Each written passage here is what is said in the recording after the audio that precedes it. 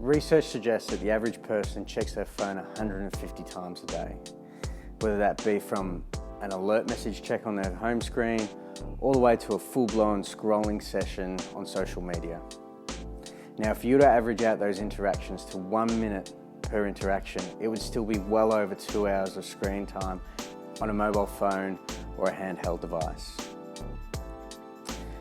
Now imagine coupling that with poor posture, repetitive scrolling and texting using your fingers, where you're exacerbating issues like anterior neck syndrome, which is jutting the head forward. It's also commonly known these days as text neck.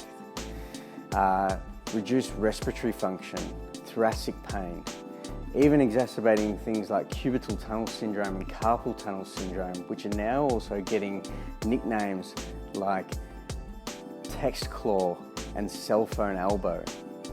A lot of these issues that are already issues that we had in society beforehand are now actually starting to get nicknames revolving around the smartphone or smart device.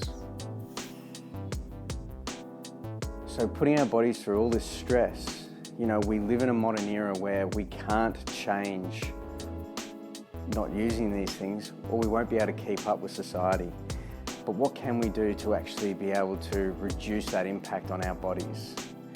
It could be using a handheld device for mobile phones instead. When you're calling, it could be changing your position when using the phone, whether it be posture, whether it be moving around, putting the phone up to our face a little bit more so we're not looking down as much. Also, light stretching and mobility exercises, activation exercises for the posture, all these things through your time off the phone will greatly help. So use your time with a digital detox and jump in and maybe do some exercises like the ones that we're going to do right now. Taking your hands to your breastbone, breathing right up into the ribs, starting to get some mobilization, expansion through that closed chest. Then we could be bringing our hands down by our sides and just working some neck turns, opening up the opposite jaw to the opposite chest, feeling that you get that diagonal stretch. Same can be done from taking the head to the side, so taking the ear to the same side shoulder, opening up the side of the neck. From then, we could bring the arms out in front, clasping the fingers together, protracting the shoulders away from the spine and then drawing them back towards.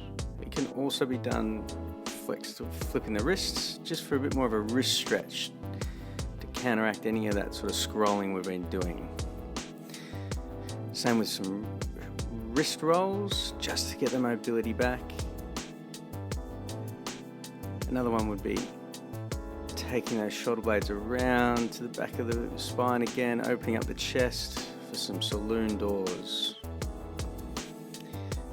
Arm scoops to lifts. Really focusing on taking your collarbones over the shoulders.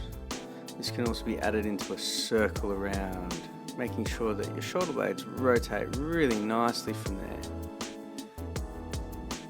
Bow and arrow. Opening up the ribs as you rotate back, feeling like you're almost spinning the lungs on their own axes to get that mobilization into the rib and spine. Last but not least, a bit of a sternum lift. Really feeling like you're pulling the breastbone up to the ceiling, getting some back extension, warming up that mid-back again, and taking us out of that flexed position.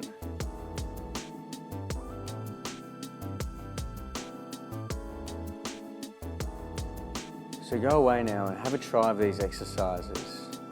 Intermittently put them out throughout your day, just to combat a little bit of those bad habits that we tend to have when using our smart devices or our handheld devices.